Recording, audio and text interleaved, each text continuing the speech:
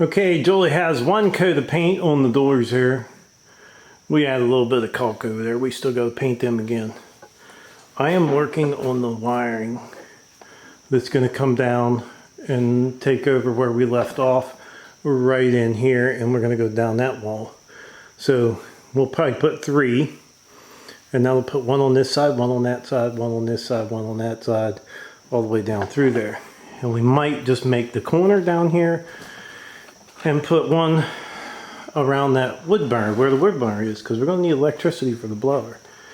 Since Julie's done painting over there for right now, and we got to leave the doors closed because it's a pretty dreary day, mist and rain, and we don't want them doors getting wet yet. So what she is doing, since we insulated all the top up there, we took a lot of time, had a lot of work on insulating all that up there. Let me go up. So if we're above the light, you can see.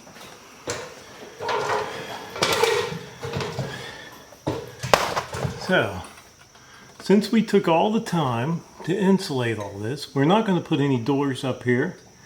Julie's working on painting all these boards black. Which, you don't have to, but it's going to make it look better. You won't be able to see the boards. And here I am running the wire on the back side of this wall. It's going to go over there and come down. So that's what we're working on today while it's raining. It's a good job for inside. So we're going to get some work done whether it's raining or not. So we got us some wire nails here we're using in the garage. A nice big bucket of them. I'd like to tell Ronnie Morse thanks for the donation. Every little bit helps.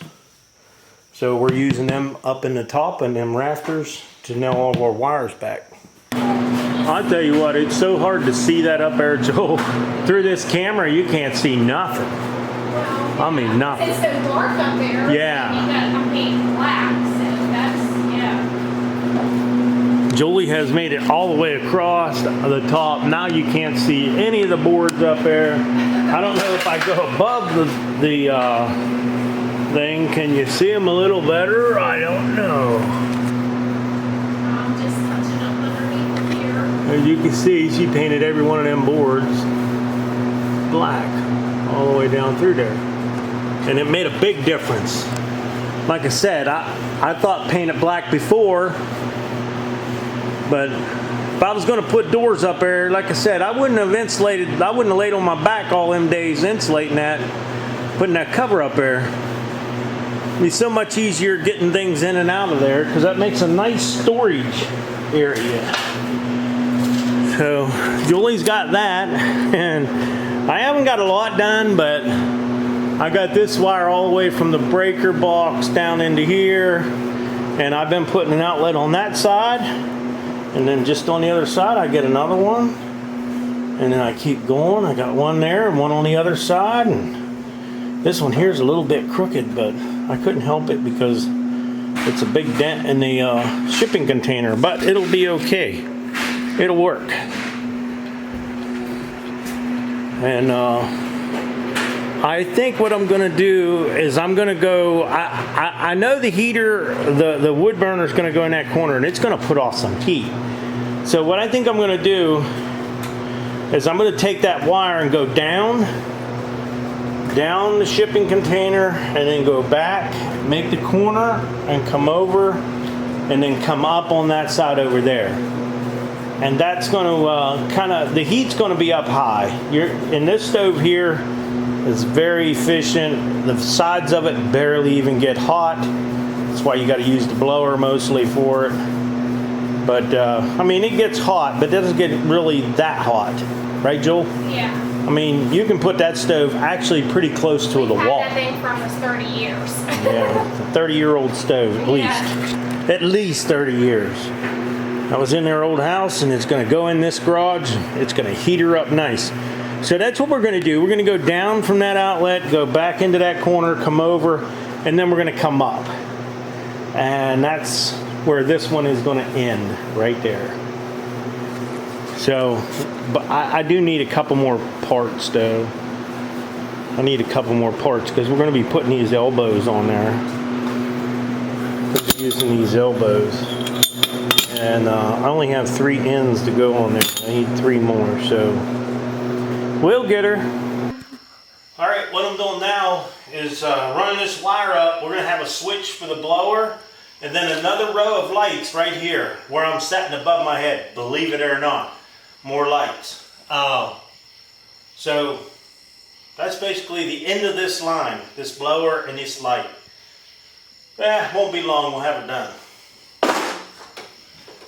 All right, we got another whole run of outlets in. We got 6 outlets there and 2 up on the top. Now the 2 up on the top have switches. So one's going to go to the blower and one's going to go to the other set of lights that are going to go up on the top, and I'll show you.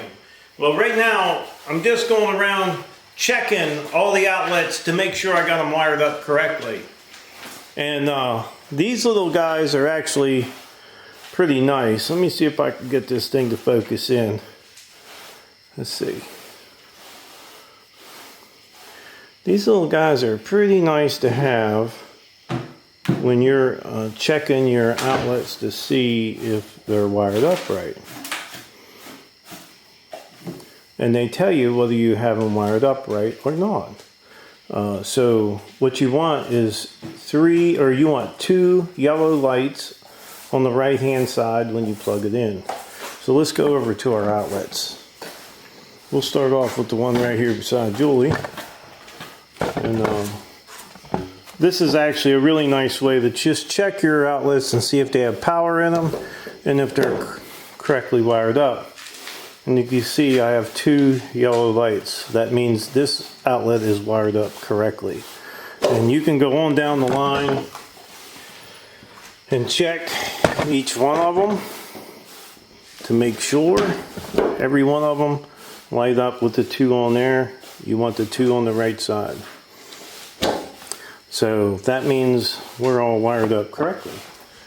So let's check this one. All good. 2 lights on.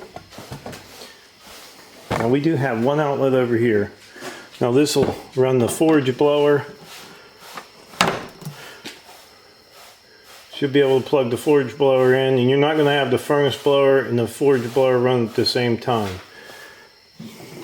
And then we have 2 switches. I got 1 switch here. This is going to work the light, which we don't have the lights in yet. We might bring them over tomorrow and put the lights in. And then this one here, this is for the blower up there above the door. The blower that we mounted up there, that blower is running off this one. Works good. Works real good. So that's probably all we're going to get done. What I did is I just wired up 2 outlets up there. So one of them switches will run into 1 outlet and 1 switch is running to the other outlet. So really we could plug something else up there, but you just have to have the switch on. So Julie got all the boards up on the top painted. It looks so nice you don't even know the boards are even up there because of the black behind them. She did the whole entire side, which did really nice. This is really turning into a nice workshop. We're going to have plenty of outlets, hopefully. You think we'll have plenty of outlets, Joel? I'm sure. You know, way too many, but... You know, I was always tired of grabbing an extension cord. Every time I was in the garage, I had to have extension cords run all over the place. So why run extension cords? We could just go ahead and wire them up. And, you know, you're not going to use them all, but it's nice to have them. So tomorrow's another day. We'll see what else we can get done tomorrow.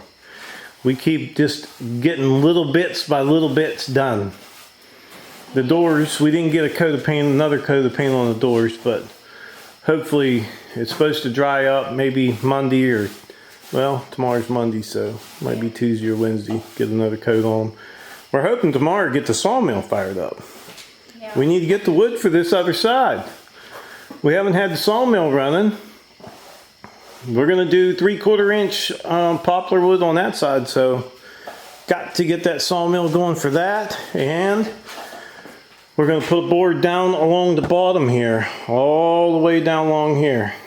Yeah. I'm going to cut a big old fat one and stick right up in there and beat it back in there and get her nice and tight. So I guess we'll see you guys in the morning. Okay, I got the light switch in for the lights in the garage now. Nice. Got them lights on. Got that light switch in. I put my other receptacle up there.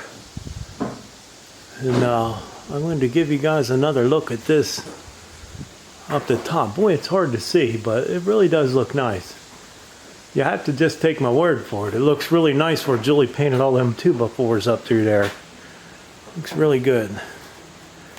So we're getting ready to fire up the sawmill and start cutting our wood for this wall over here. We got to get it going. We're so close to being done. We're really, really close.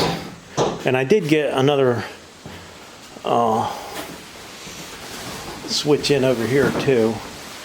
So now we can turn the lights on instead of plugging our thing on. We can turn our lights on from over here. And all that does is run that receptacle right up there. When the light turn the switch on, it turns the receptacle on. So I think that's about all the wiring I can do until I get that other wall in. Once I get that other wall in, there's only a couple things I need to do. We're going to run a row of outlets down that other wall, and then we're going to I got to put in a 220 outlet over here in the corner. We're going to put a 220 welder over in that corner. So we'll be getting on that sawmill here in just a little bit.